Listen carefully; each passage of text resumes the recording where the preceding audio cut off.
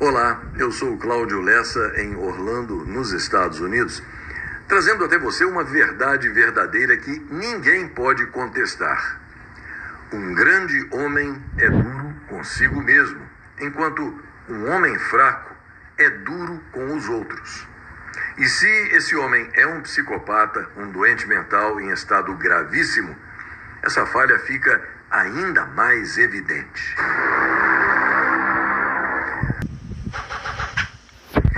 Você conhece a estrutura da censura montada no Fazendão pelos comunistas da quadrilha Petralha que fraudou a eleição de 2022, impedindo a reeleição do presidente Jair Highlander Bolsonaro e jogando o Fazendão na lata do lixo do descrédito internacional?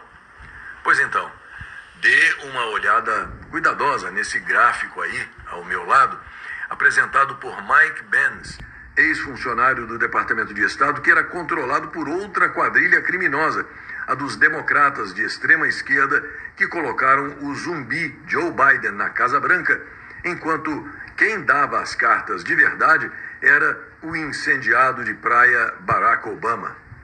Segundo Mike Benz, a operação foi extensiva, praticamente um ano de estratégias implementadas entre a Casa Branca, o Departamento de Estado, a CIA, a USAID e o Pentágono.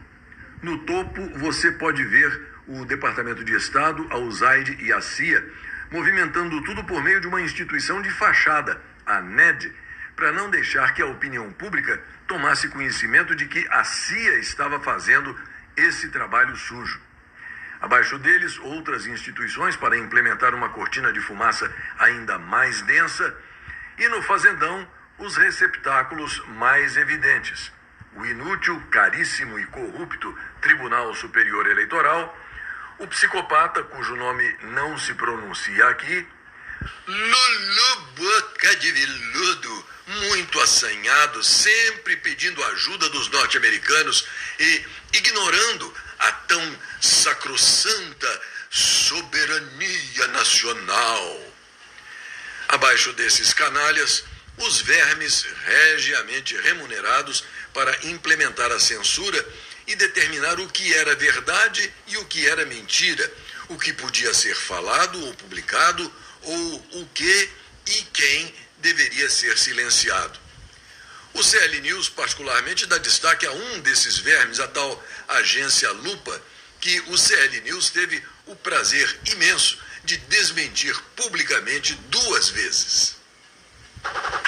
Para desespero da esquerdalha que controla os punhos de renda da diplomacia do Fazendão, fazendo com que essa turma fique urrando uma indignação de matéria plástica a respeito de uma suposta violação da absolutamente inexistente soberania nacional, de uma interferência nos assuntos internos do Fazendão, a Embaixada norte-americana em Brasília traduziu e publicou uma postagem do subsecretário de Estado norte-americano Christopher Landau, que diz o seguinte: a separação dos poderes de um Estado é a maior garantia de liberdade já concebida pela humanidade.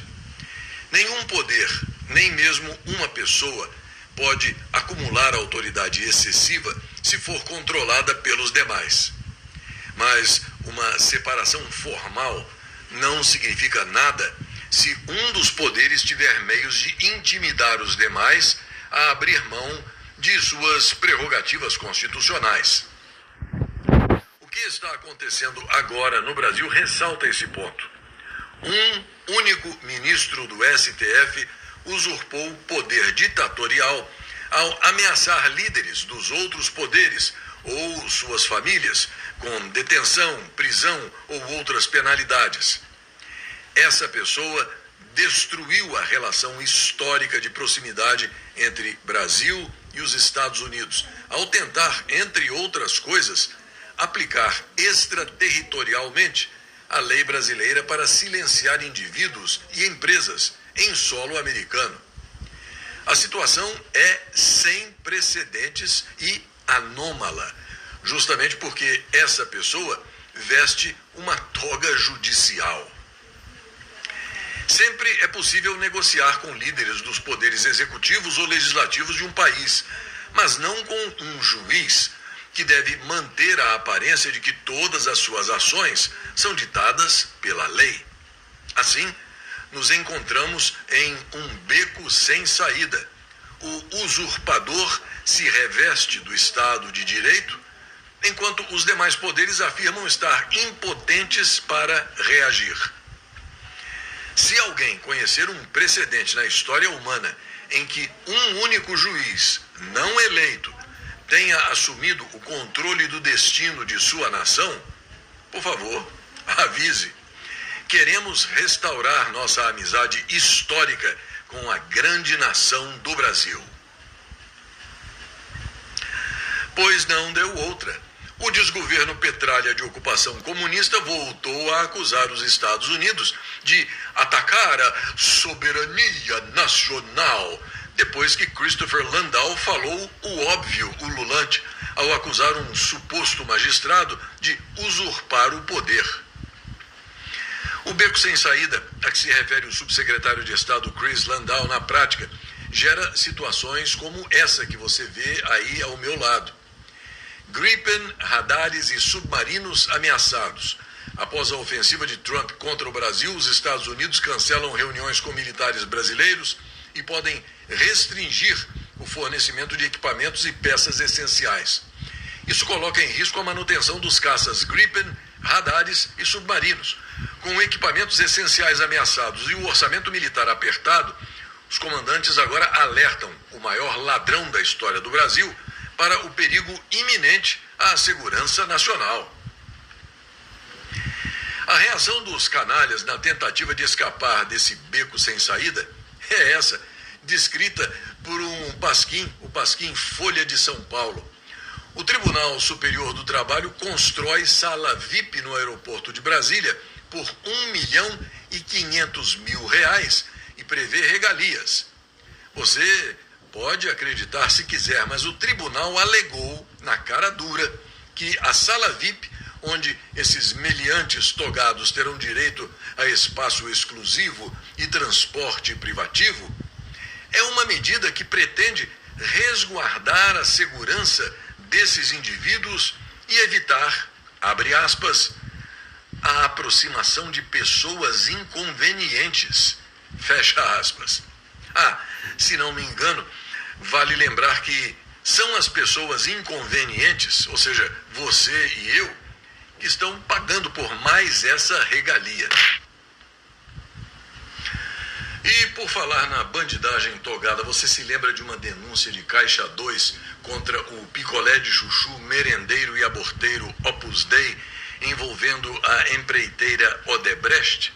Pois é, como a quadrilha se protege sempre, a segunda turma do Sindicato do Crime Organizado, que opera lá nas dependências do antigo STF, na Praça dos Três Podres Poderes, em Brasília, encerrou o processo, até mesmo indo contra o parecer da venérea Procuradoria-Geral da República.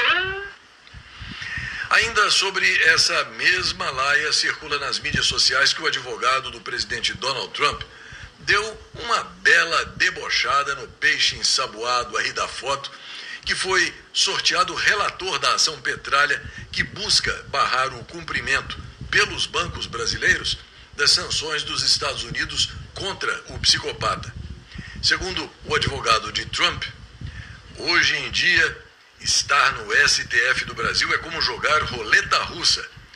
Nunca se sabe quando você será o infeliz a ser designado para defender o psicopata de notável ignorância jurídica e suprema soberba. Boa sorte, ministro.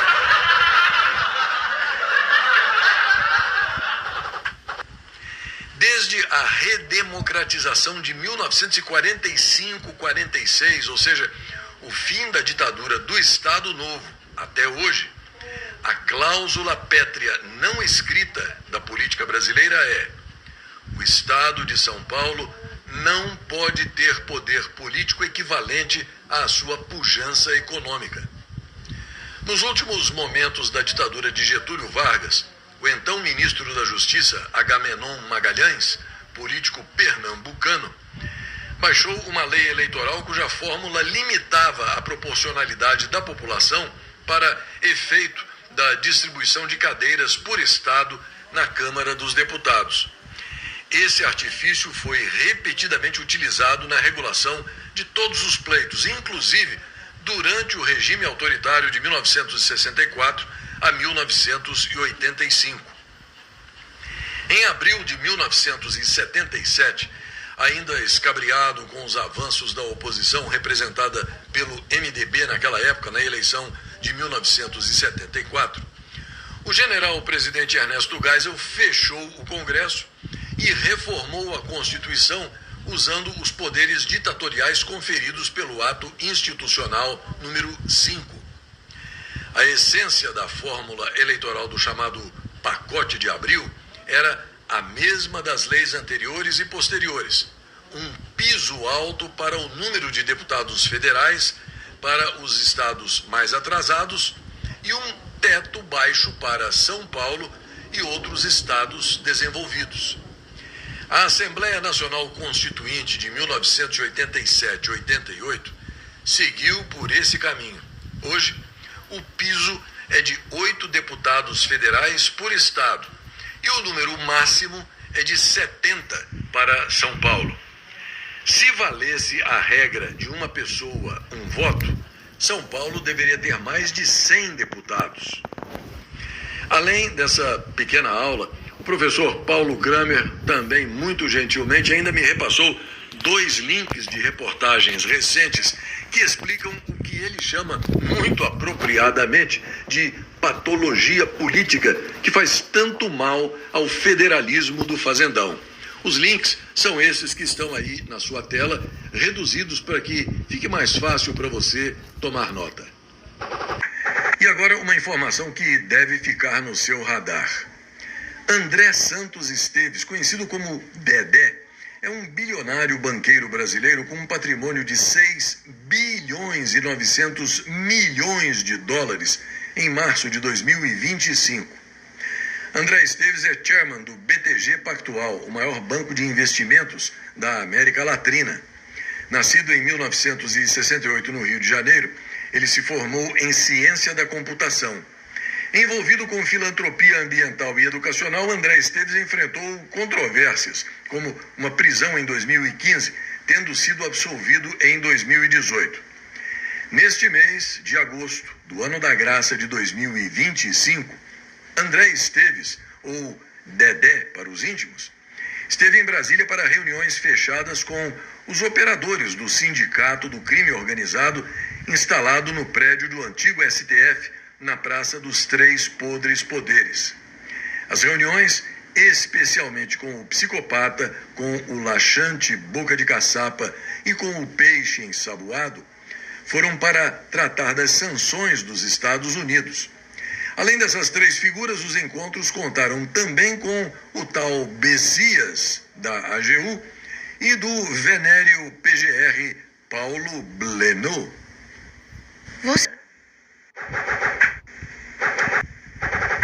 Veja só como está o barata voa no fazendão que pune o sucesso com impostos e o fracasso com auxílios, que rouba velhinhos e aposentados do INSS e que agora está debaixo do microscópio eletrônico do representante comercial dos Estados Unidos nessa investigação da seção 301 determinada pelo presidente Donald Trump.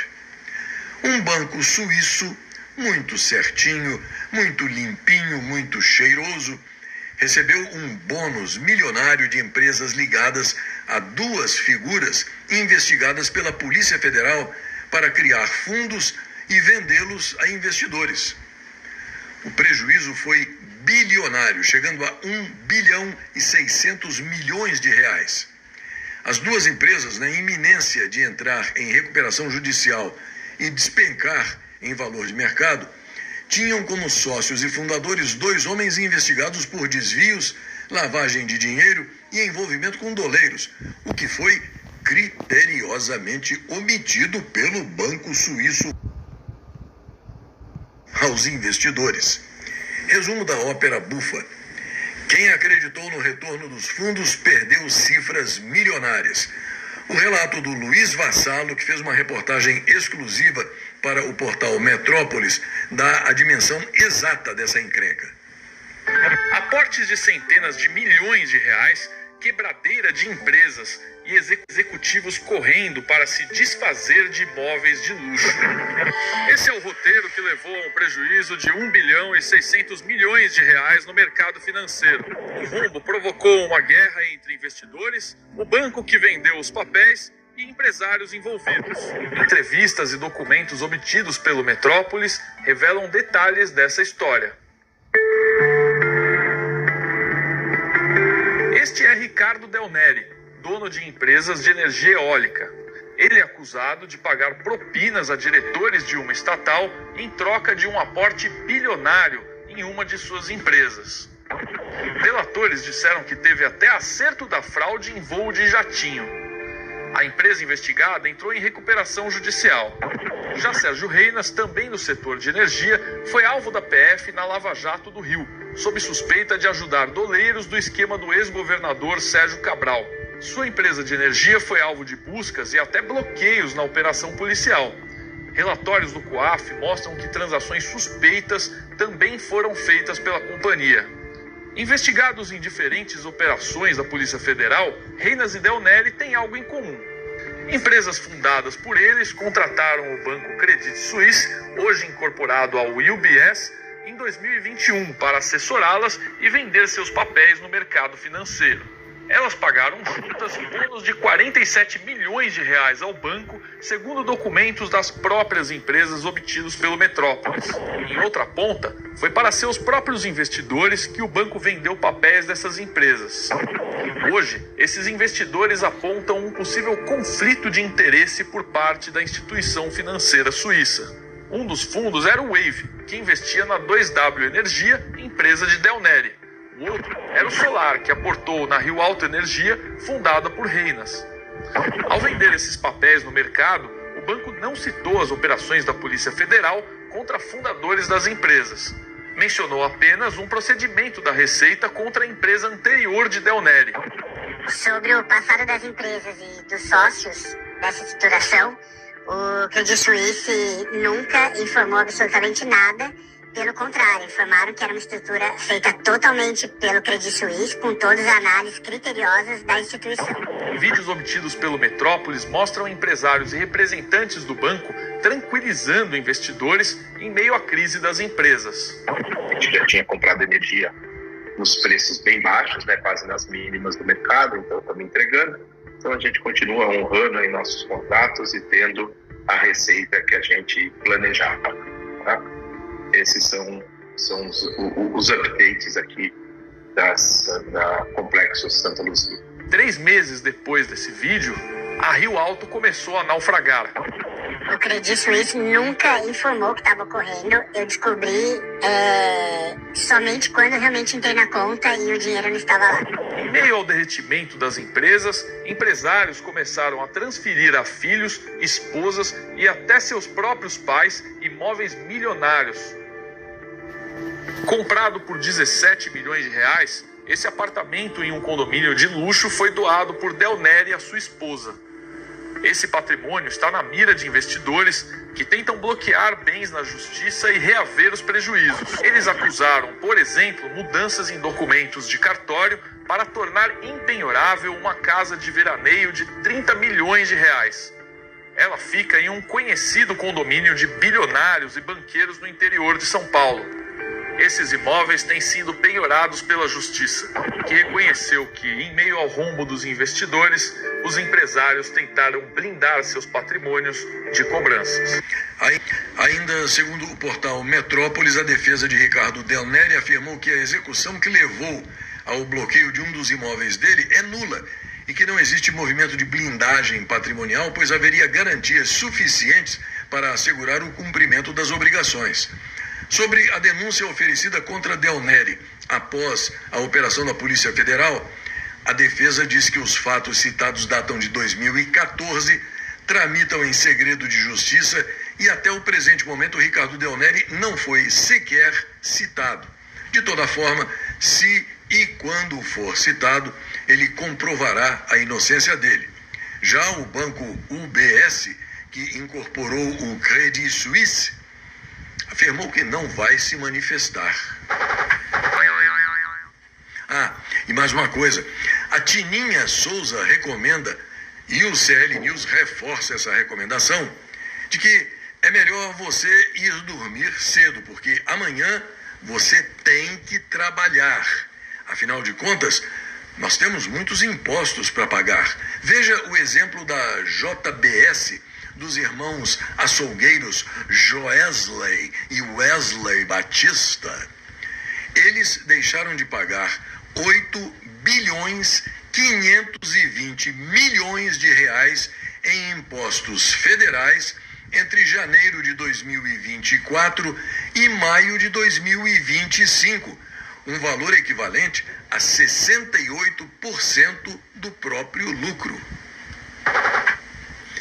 A Eliette Gervásio também faz uma pergunta relevante nas mídias sociais.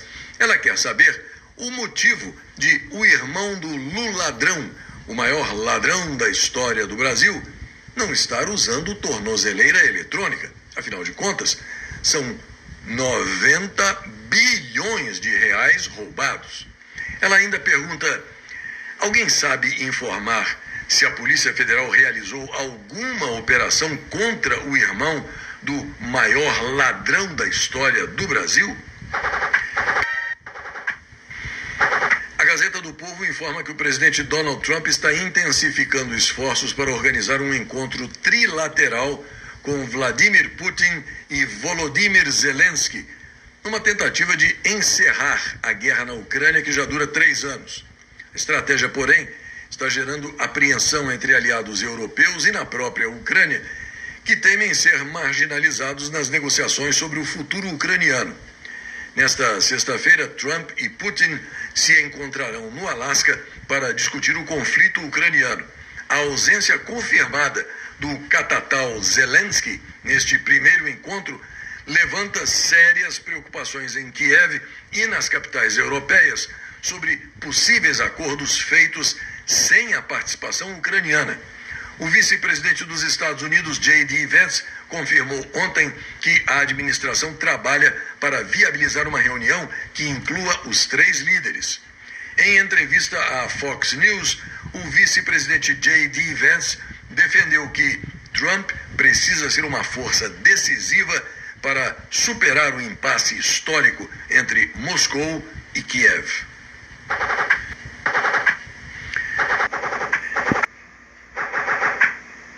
Eu sei que faz tempo que eu cheguei à conclusão de que não vale a pena discutir com Petralha.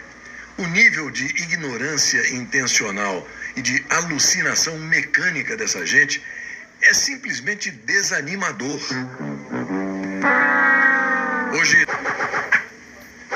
existem certas situações em que o desastre inevitável se apresenta de uma tal maneira que muita gente resolve se conformar, abrindo mão de qualquer coisa. Este, pelo visto, parece ser o caso do laxante Sapão, o integrante do Sindicato do Crime que tem a boca maior do que a cara. Na reta de levar uma lei Magnitsky pela proa, sem possibilidade de recurso, o meliante togado jogou a toalha e disse, segundo a Gazeta Brasil, que o Sindicato do Crime Organizado apoia o psicopata de notável ignorância jurídica e suprema soberba de, abre aspas, maneira inequívoca, fecha aspas. Será que o buraco por onde vai entrar essa lei Magnitsky nele já está bem lubrificado, hein?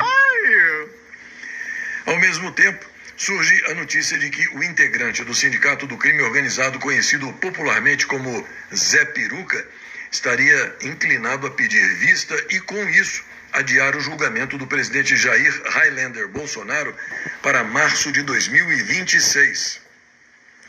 Essa possibilidade, segundo o jornalista Joaquim Ribeiro, teria irritado demais os outros comparsas de Zé Peruca, que integram a primeira turma do Sindicato do Crime.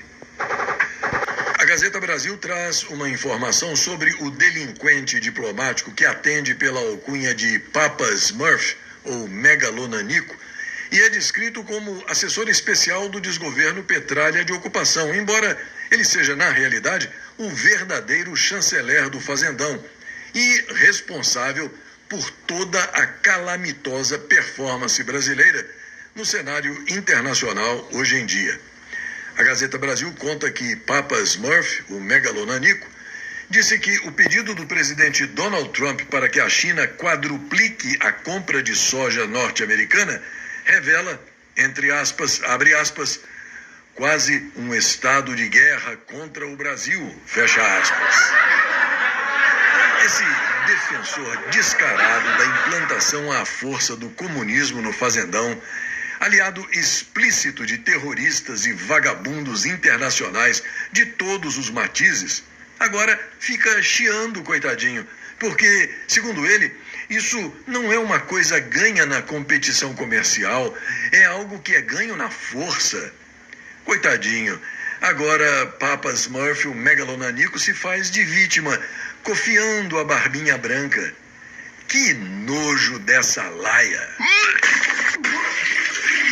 Enquanto isso, vem a notícia do jornalista Joaquim Ribeiro de que o secretário do Tesouro norte-americano Scott Bessent cancelou uma reunião que estava marcada para amanhã com a besta quadrada que finge atuar como responsável pela economia do fazendão. Mas faz sentido. O que um sujeito do nível do secretário do Tesouro dos Estados Unidos teria para conversar ou para perder o precioso tempo dele com um energúmeno corrupto semi-analfabeto que não entende absolutamente nada de economia? E não se esqueça de que hoje, a partir das 9h30 da noite, tem a Hora do Strike. O programa de hoje é especial por 2 motivos. Marca a abertura da 10ª temporada, agora conduzida pelo amigo Luiz Carlos Belém, e tem como convidada especial a jornalista Cristina Gremel, que foi a criadora da Hora do Strike. A revista Oeste informa que o Brasil registrou uma saída de 14 bilhões e 670 milhões de dólares entre janeiro e julho de 2025. Este é o segundo maior volume já apurado pelo Banco Central para esse período na série histórica. Apenas em 2020, durante a crise da fraudemia de peste chinesa, o fazendão viu um fluxo maior, quando 15 bilhões e 818 milhões de dólares deixaram o território nacional. No segmento financeiro, o saldo negativo atingiu 49 bilhões de dólares, marca inédita desde o início dos registros em 2008. Esse valor supera em 9,63% o déficit de 44 bilhões e 750 milhões de dólares observado entre janeiro e julho de 2020, que até então era o recorde. Na revista Oeste, a informação de que em 2007 a estreia dos carros chineses no Brasil foi um fiasco. Quase 2 décadas depois, o jogo é outro. As marcas da China venderam 22.300 unidades em julho de 2025, enquanto as dos Estados Unidos, que já foram referência no mercado nacional, não chegaram a 22 mil. Atualmente existem 6 marcas de carros chineses em operação no fazendão. Ao mesmo tempo, apenas 2 marcas são de capital norte-americano, GM e Ford. A Jeep, outrora dos Estados Unidos, hoje pertence a Stellantis, cuja sede fica na Holanda, integrante da União Europeia. As informações ainda são um tanto desencontradas, já que uma picaretagem desse nível é algo que não é nem um pouco transparente. Portanto, se você que mora na Bahia e tem conhecimento de mais detalhes sobre esse assunto, pode mandar a sua informação ou seu comentário para o CL News. Você tem 2 opções. O e-mail claudio1310@yahoo.com, como está aí na sua tela, e a seção de comentários do site clnewsoficial.com. Ainda na Bahia, segundo outros netespectadores preocupados com o andar da carruagem lá na terra dos orixás, a esquerdalha imunda andou tentando criar o Bolsa Bandido. O sujeito roubou, foi preso e quando sai da cadeia recebe um Bolsa Bandido, de R$ 1.200. Não é bacaninha? Não se sabe ainda se mais essa picaretagem prosperou, mas é assim que a banda toca na triste terra dos nossos irmãos baianos. O frio vai continuar em boa parte do fazendão e ganhará um reforço nesta quinta-feira. A região norte também pode registrar pancadas de chuvas acompanhadas de raios. Nas demais regiões não há previsão de chuva e a umidade do ar fica baixa nas horas mais quentes do dia. Entre quarta-feira e quinta-feira, uma nova frente fria deve avançar pela região sul e pelo leste de São Paulo, acompanhada de uma nova massa de ar gelado. As temperaturas vão voltar a cair nesta região, portanto, é hora de preparar aquele cobertor e uma xícara de chocolate quente. A chuva de meteoros Perseidas atinge o pico nesta semana. Uma chuva de meteoros ocorre quando a Terra cruza uma região com grande concentração de detritos de cometas. Então, ao fazer contato com a atmosfera em alta velocidade, esses fragmentos entram em combustão, deixando um rastro luminoso que forma as chamadas estrelas cadentes. O fenômeno pode ser visto de quase todo o Brasil próximo à constelação de Perseu. Um estudo médico divulgado ontem advertiu que a potência da maconha legalizada no Canadá quintuplicou nos últimos 20 anos, indicando um aumento significativo de risco de psicose entre os usuários, especialmente os homens mais jovens.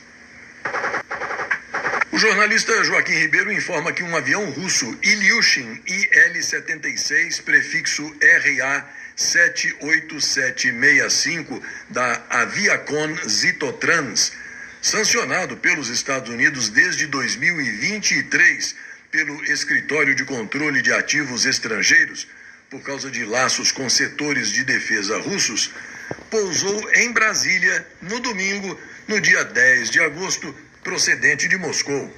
Os Estados Unidos estão monitorando uma possível operação que poderá ser realizada na Venezuela e com destino final no Irã.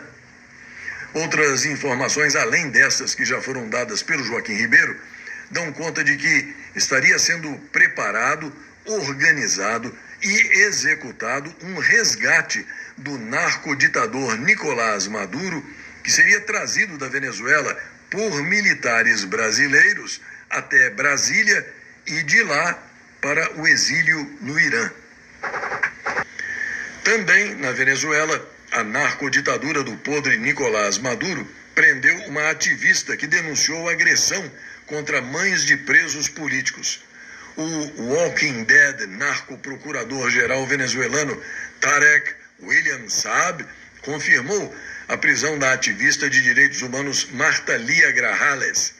Ela foi vista pela última vez ao participar de um protesto em frente ao escritório da ONU em Caracas e depois disso desapareceu.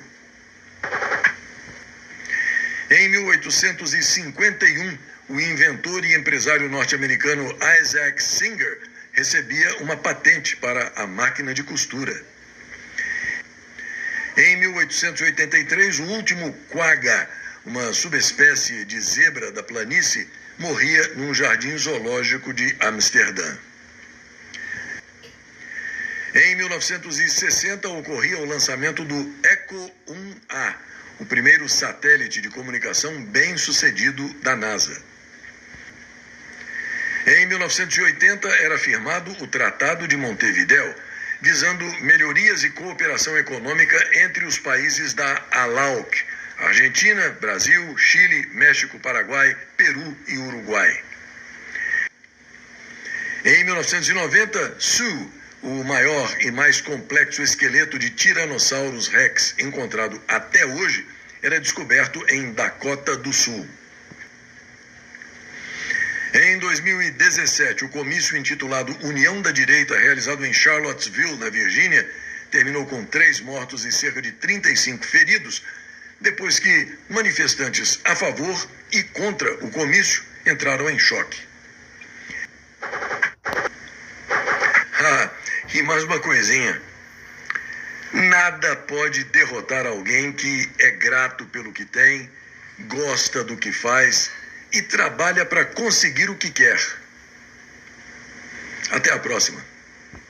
Plenamente convencido de que se o presidente Donald Trump colocar uma recompensa em dinheiro pelo maior ladrão da história do Brasil, a própria petralhada vai correr para entregar o cachaceiro vigarista aos norte-americanos o mais depressa possível.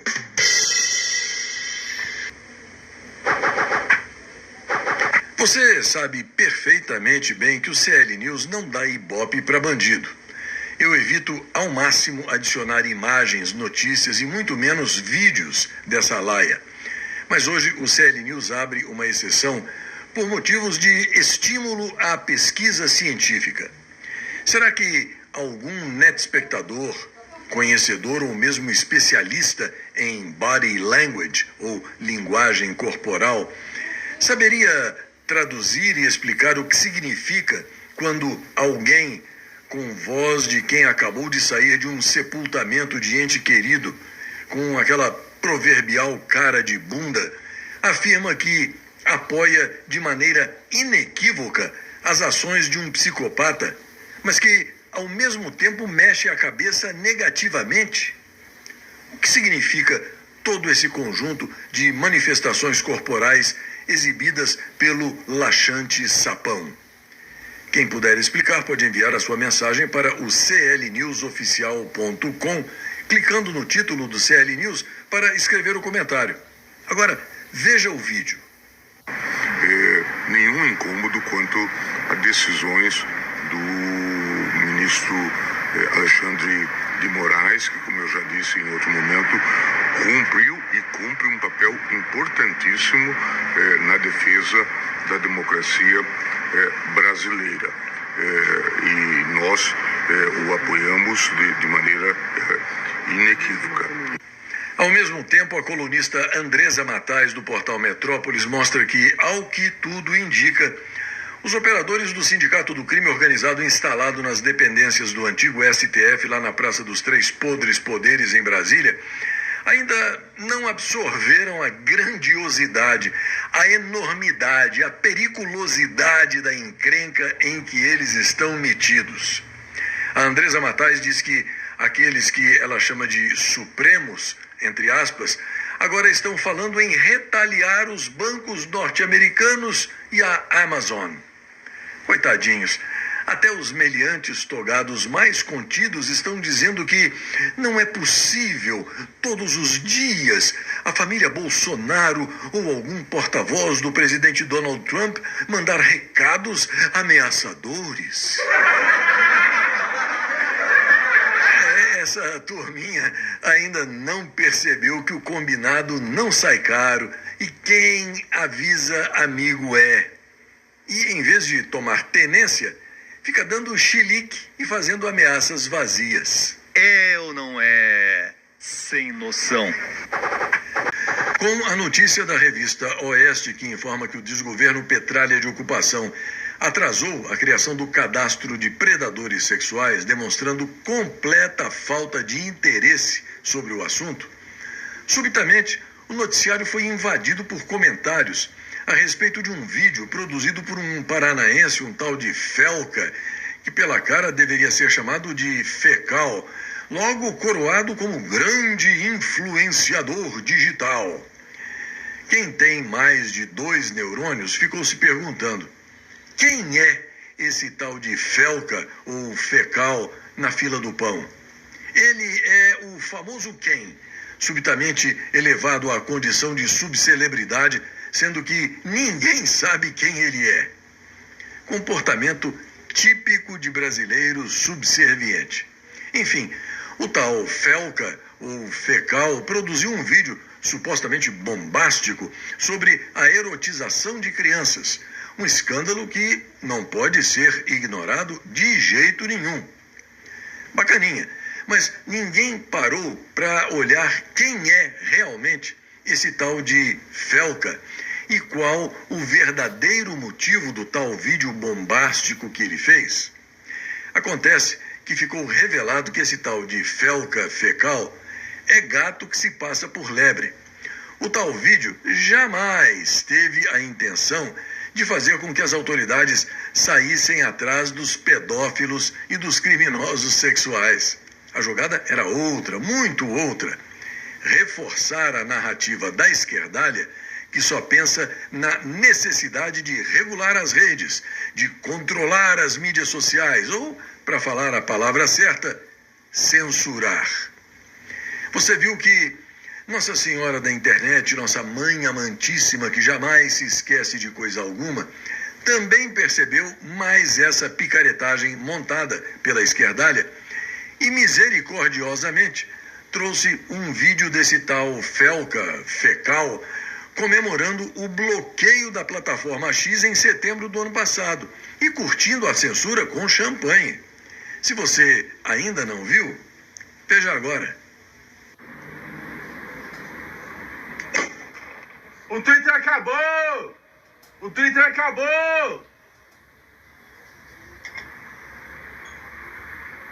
Graças a Deus, vou comemorar. Obrigado, Xandão. Obrigado, Elon Musk. Obrigado a todos os envolvidos. Vou celebrar o dia todo. E esse esquerdoide bala sem alça agora já aparece pendurado na Globo Lixo, ciceroneado pelo presepeiro do Altas Horas. É impressionante a quantidade de malacos paulo-freireanos unidos, achando que jamais serão vencidos.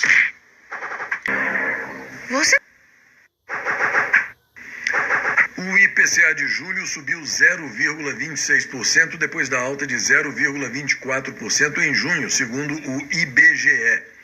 A taxa acumulada pela inflação de janeiro até agora no ano foi de 3,26%. O IPCA acumulado nos últimos 12 meses chegou a 5,23%. Você já ouviu falar em catástrofes enormes ocorridas no Japão, por exemplo, quando um terremoto vira tudo de cabeça para baixo e em 48 horas, uma semana no máximo, praticamente tudo voltou ao normal, especialmente quando se fala na recomposição de ruas e estradas. As imagens que você está vendo ao meu lado são da rodovia estadual RS 348, que liga as cidades de Dona Francisca e Agudo, no centro do Rio Grande do Sul. As enchentes de maio de 2024 fizeram isso com a estrada. Esse vídeo foi gravado no dia 10 de agosto deste ano, ou seja, há 3 dias. E esta é a situação da RS 348. É por essas e outras que você vê que uma administração esquerdoide, medíocre, paulo-freireana e sempre muito corrupta não tem mesmo futuro em lugar nenhum. Já em Mato Grosso do Sul, aviões cargueiros C-17 Globemaster da Força Aérea dos Estados Unidos tocam o solo brasileiro. Dentro deles, helicópteros UH-60 Black Hawk, equipamentos táticos e outros armamentos norte-americanos. É o início do exercício TAP 2025, a maior simulação de combate conjunto realizada entre brasileiros e norte-americanos. A missão é treinar ações de resgate em ambiente hostil, combater guerra irregular e realizar apoio aéreo avançado. Mas, nos bastidores surgem algumas perguntas. Por que os Estados Unidos estão trazendo armamento pesado para a América do Sul? O que está em jogo nesse novo cenário de alianças militares? Será apenas mais um exercício ou o prenúncio de algo maior? Enquanto isso, soldados brasileiros e norte-americanos treinam lado a lado, mas a população observa atentamente cada movimento. A corrupta, ineficiente e inútil Organização das Nações Unidas, mais uma vez, quer tapar o sol com a peneira, dizendo que não há evidências de que os terroristas do Hamas estejam roubando caminhões com ajuda humanitária na faixa de Gaza. O portal Hoje no Mundo Militar desmente a ONU de novo. E o Irã antes ter prendido 21 mil suspeitos de colaborar com Israel durante a guerra. O porta-voz da polícia iraniana, o general de brigada Said Montazer al-Madi, afirmou que os mais de 20 mil suspeitos foram detidos entre 13 e 24 de junho, em meio à troca de ataques entre Teherã e Tel Aviv. Os dados foram divulgados pelo Ministério do Interior britânico. E mais uma coisinha. Pois é, para o brasileiro de bem, pagador de impostos, cumpridor dos deveres e temente a Deus, se fosse só matar um leão por dia, estava fácil.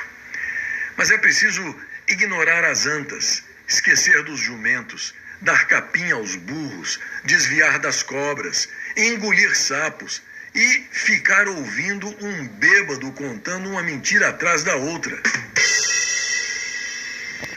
Trazendo a você uma verdade verdadeira. Ter o nome no Serasa é para os fracos. Chique mesmo hoje em dia, para uma meia dúzia de 3 ou 4, é ter o nome na Magnitsky. A Zélia Fabro publicou uma informação da Embaixada Norte-Americana em Brasília, dizendo que chegou ao Brasil na madrugada de hoje, em um jato do governo norte-americano, o embaixador Richard Grenell, conhecido como o Executor. Ele não foi a Brasília para assumir a embaixada dos Estados Unidos e muito menos para falar com o maior ladrão da história do Brasil e nem com os quadrilheiros dele. A agenda de Rick Grenell é específica. Ele foi a Brasília para se reunir com o presidente do Banco Central, o diretor da Agência Reguladora de Transações Bancárias e, em São Paulo, com donos e com gestores de todos os bancos que operam com o Federal Reserve, o Banco Central dos Estados Unidos.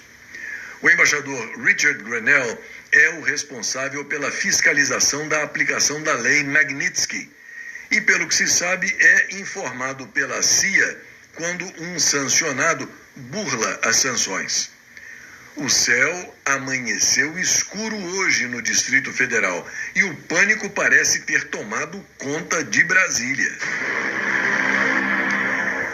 O vídeo em inglês tem legendas em português. Confira. We're doing better than any other country in the world right now. Brazil has been a horrible trading partner in terms of tariffs. As you know, they charge us tremendous tariffs, far, far more than we were charging them. We weren't charging anything, essentially. And Brazil has some very bad laws happening where they took a president and they put him in jail, or they're trying to jail him. And I happen to know the man, and I will tell you, I'm pretty good at people. I think he's an honest man. I think what they've done, this is an electric. This is really a political execution that they're trying to do with Bolsonaro. I think that's terrible. But they also treated us very badly as trading partners for many, many years. One of the worst countries on earth for that. They charged tremendous tariffs, and they made it very difficult to do anything. So now they're being charged 50% tariffs, and they're not happy, but that's the way it goes. Mr. President. E, de novo, quando o assunto é alguma atividade criminosa, surge o nome do psicopata, sempre conivente com o que não presta. A Cláudia Aker mostra um trecho de uma notícia da época em que os escravos cubanos estavam sendo despachados para o fazendão, com o título de Supremo julga constitucional o programa Mais Médicos. No texto, a informação de que prevaleceu o entendimento adotado pelo doente mental ao rejeitar os argumentos apresentados, naquela época, contra a medida provisória depois convertida em lei que instituiu o trabalho escravo cubano no fazendão. E a Vaza Toga 2 continua rendendo. O jornalista David Agape, que jogou tudo no ventilador há alguns dias, acaba de publicar com exclusividade todas as certidões da Vaza Toga 2. Ele conta que ele e o Eli Vieira Júnior publicaram todos os nomes que receberam certidões secretas do inútil, caríssimo e muito corrupto TSE, usadas para manter os presos do 8 de janeiro, muitas vezes com base apenas em opiniões políticas.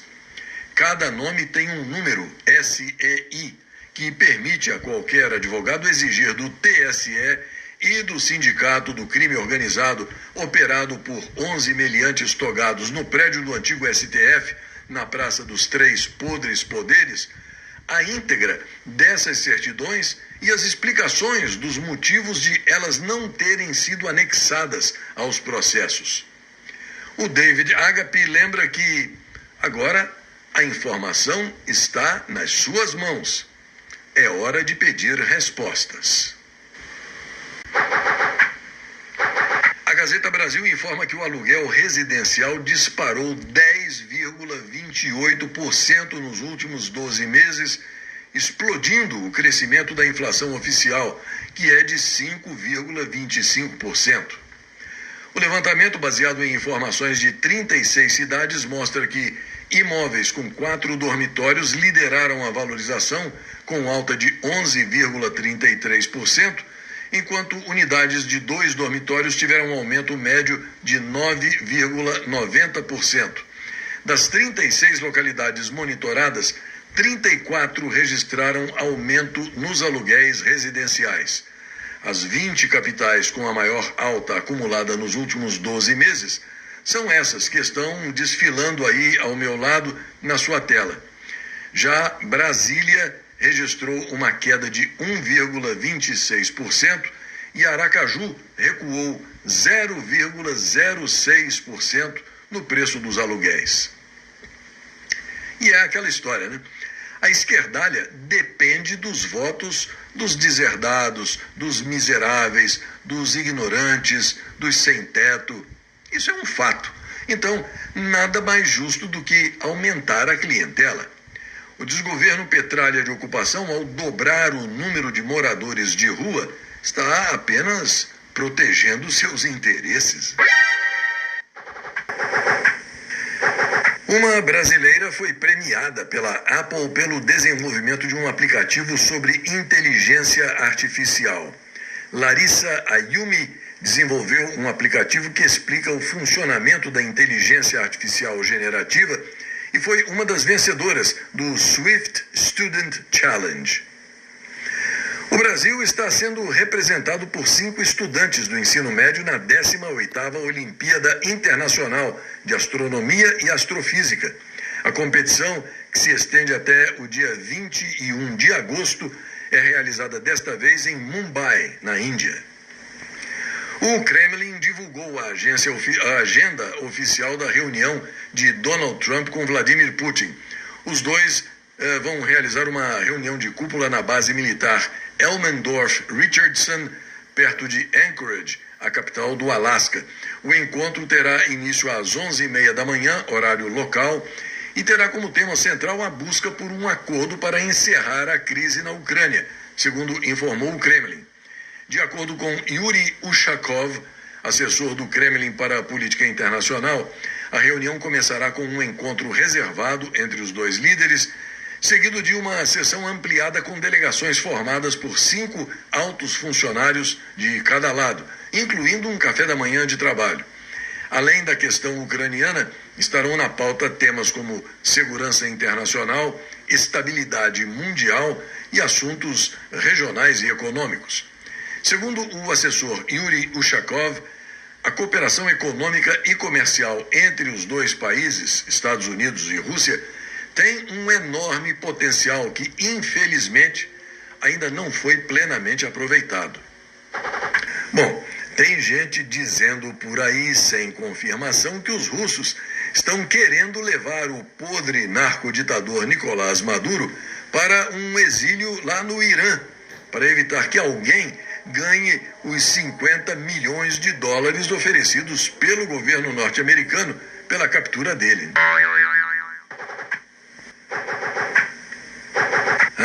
E mais uma coisinha. Esse aí, ó, ao meu lado, é Sir Roger Scruton, filósofo e escritor que se concentrou no aprofundamento das visões conservadoras. Ele foi certeiro ao dizer que A primeira tarefa de qualquer regime totalitário é eliminar a verdade, porque a verdade é um obstáculo ao poder absoluto. Sugerindo a vocês, futuras mamães, futuros papais, que evitem de todo jeito dar o nome de Fernando ao menino que vai nascer. É uma aparente maldição. Afinal de contas, é de Fernando em Fernando em Fernando que o fazendão vai se ferrando.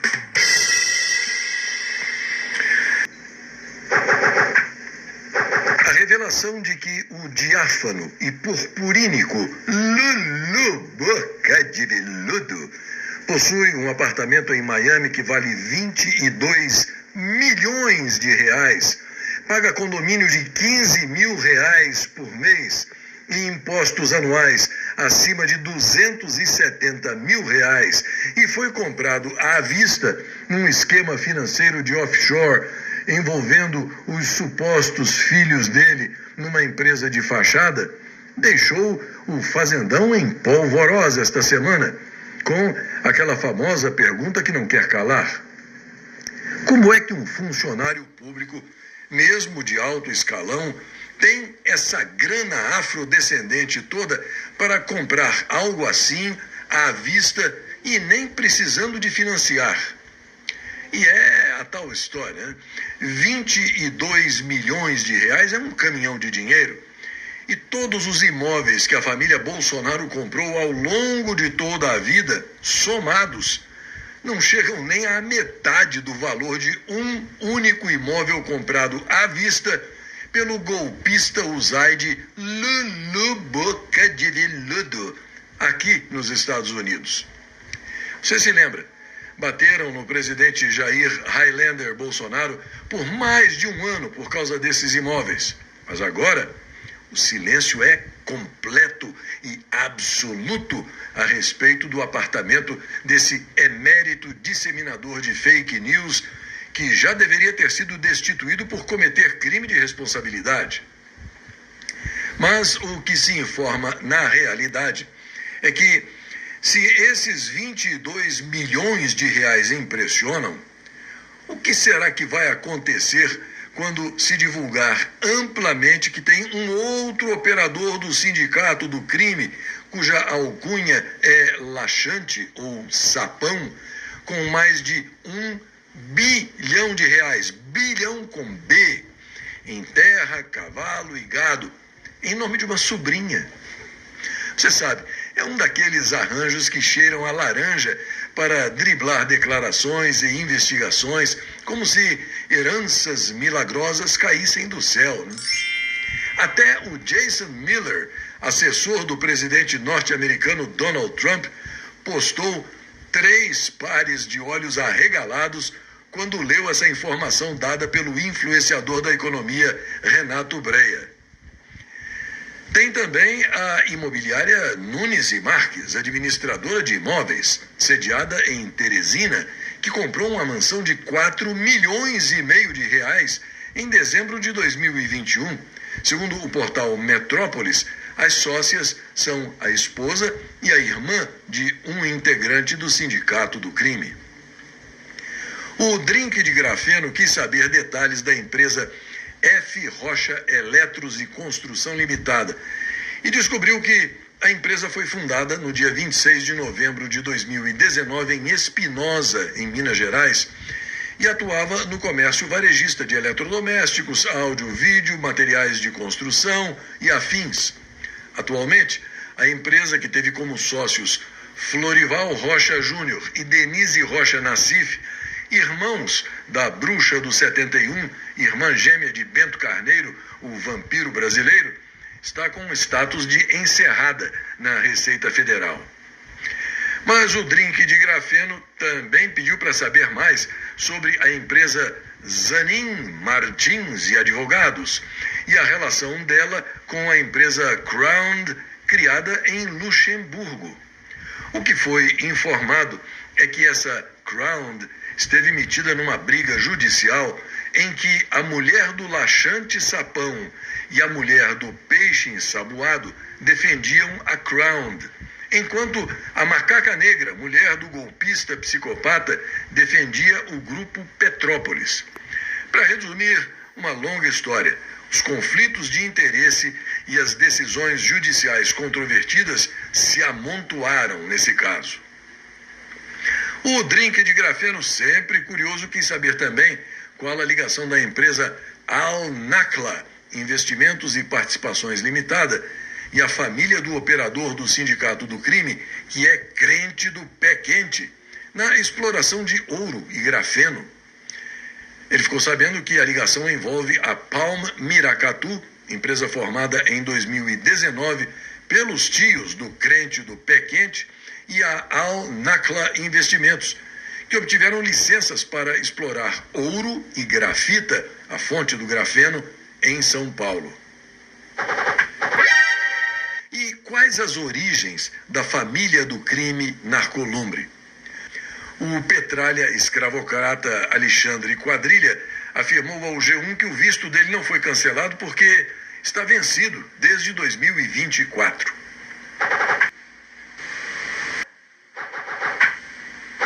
O senador Flávio Bolsonaro postou no X uma informação publicada pelo Infomoney, segundo a qual o Banco do Brasil registrou um lucro líquido de 3 bilhões e 800 milhões de reais no segundo trimestre, o que significa uma queda anual de 60% no lucro do banco. O senador Flávio Bolsonaro comenta: é isso mesmo que você leu, queda de 60% no lucro do Banco do Brasil em relação ao mesmo período do ano passado. Se colocar a petralhada para administrar o deserto, em 4 anos acaba a areia. Um novo monumento emerge na Ilha de Páscoa, na costa oeste do Chile, e intriga os especialistas. O Moai inédito foi encontrado em um lago seco da ilha, que é considerada um mistério pela presença de 1000 cabeças de pedra. Na Gazeta Brasil, um vídeo mostra o momento em que Donald Trump e Vladimir Putin trocaram um aperto de mãos no início da reunião do Alasca. O encontro, realizado hoje na base aérea Elmendorf-Richardson, perto de Anchorage, a capital do estado, contou com cerimônia marcada por caças e tapete vermelho e antecedeu horas de negociações sobre a guerra na Ucrânia. O que estava previsto como reunião privada passou a incluir autoridades dos 2 países, sinalizando cautela da Casa Branca. Para Trump, esta é a chance de se afirmar como negociador mundial. Para Putin, é a oportunidade de reforçar os ganhos territoriais e impedir a entrada da Ucrânia na OTAN. Na Gazeta do Povo, a informação de que o governo do Equador decretou que o chamado Cartel dos Sóis, uma organização criminosa que, segundo os Estados Unidos, é liderada pelo narcoditador da Venezuela, Nicolás Maduro, passará a ser oficialmente tratado como grupo terrorista no país. A medida foi anunciada pelo presidente Daniel Noboa, que determinou ao Centro Nacional de Inteligência a análise da presença e da influência dessa estrutura dentro das gangues locais, às quais o governo declarou guerra. O decreto de Noboa segue a linha do governo norte-americano. No fim de julho, o Departamento do Tesouro dos Estados Unidos, sob a gestão do presidente Donald Trump, classificou o Cartel dos Sóis como entidade terrorista e aplicou sanções contra seus integrantes. A decisão do presidente equatoriano ocorre após a procuradora-geral americana Pam Bondi associar o podre Maduro ao narcotráfico e anunciar uma recompensa de $50 milhões por informações que levem à captura do narcoditador chavista. É isso aí, semana praticamente encerrada e essa... E mais uma coisinha. Um momento pseudo-romântico para o seu fim de semana com o trio ternura da bandidagem do Fazendão. O cachaceiro corno, vigarista e assaltante, a diáfana gazela saltitante e o merendeiro aborteiro Opus Dei insignificante. Lula! Lula! Até a semana que vem.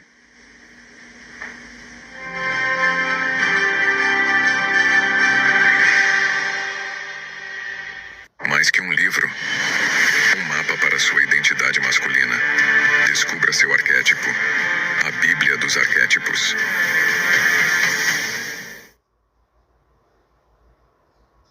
Acesse agora 700 gigas para explodir sua cabeça.